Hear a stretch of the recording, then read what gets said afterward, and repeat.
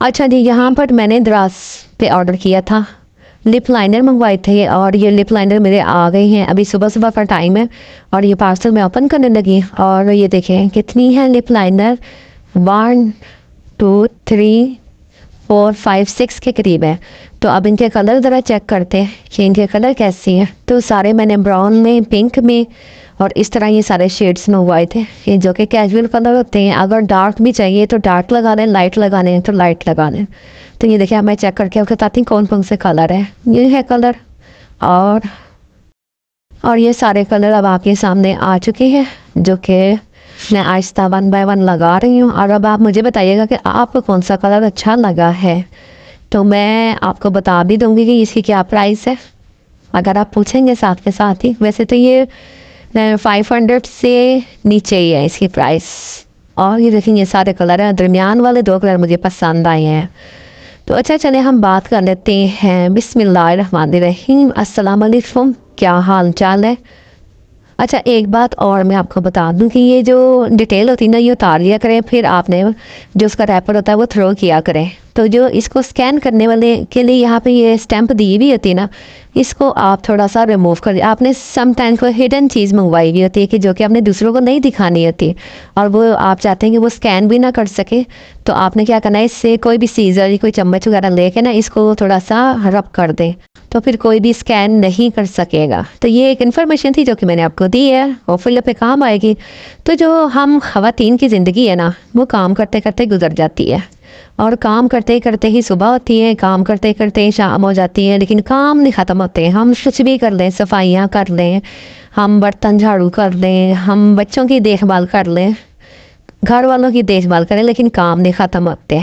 तो लेकिन इस कामों के साथ साथ ना हमने बहुत सारे काम हैंडल करने होते हैं। हमने बच्चों की भी देखभाल करनी होती है, बड़ों की भी देखभाल करनी होती है, और इसके अलावा कामों को कैसे मैनेज करना है ये भी देखना होता है।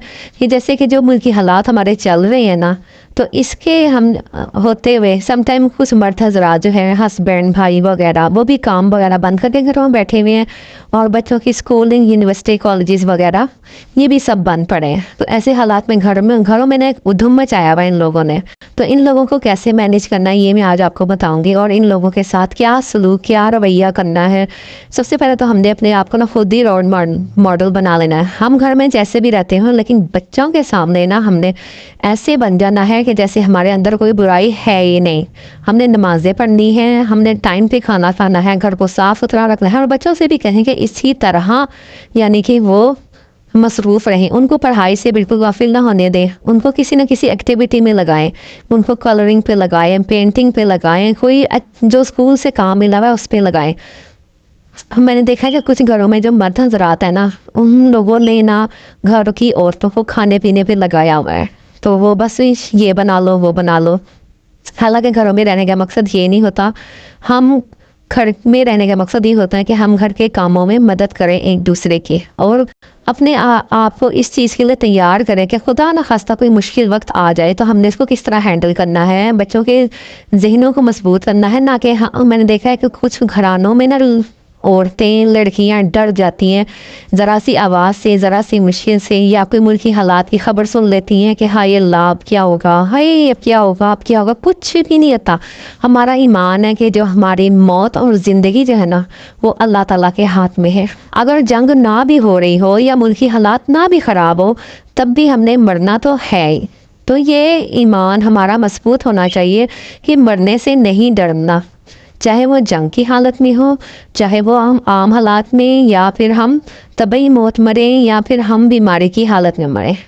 बस ये आपने सोचना है कि हमने अच्छे हालात में, हमें मौत आई, हमने कोई गुनाह ना किया हो, हमने किसी का दिल ना दुखाया हो।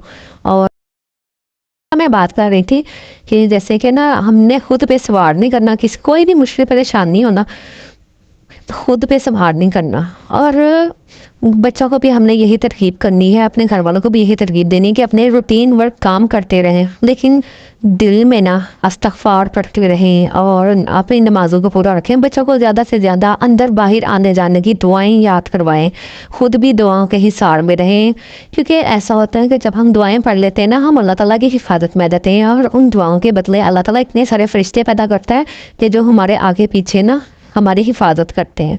सुबह शाम की दुआएं हैं, उस पर तवज्जो दें।